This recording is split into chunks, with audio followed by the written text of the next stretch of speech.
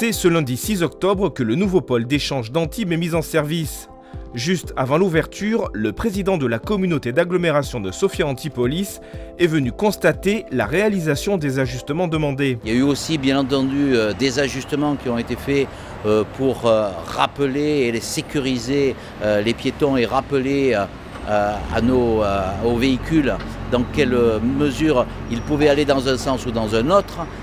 C'était nouveau, donc il fallait s'y habituer. Et maintenant que cette habitude est prise, les bus vont arriver. Et puis la route se fait en marchant et donc on verra si on doit faire quelques ajustements supplémentaires.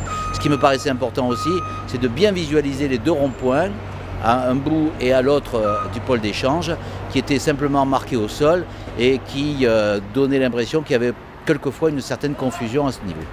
Plus de confusion non plus sur l'organisation de la gare. Les 12 quais sont bien visibles et la signalétique bien claire.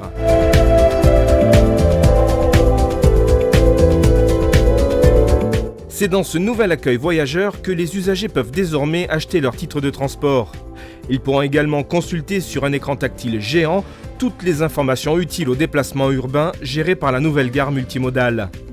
Mais qu'en est-il de la gare routière Guynemer? Il y aura encore un point de vente des titres de transport à la place Guynemer et je pense qu'il restera. L'objectif, c'est de faire en sorte que la place Guynemer, il y ait un accueil touristique à l'avenir et dans cet accueil touristique, il peut très bien y avoir la distribution des titres de transport.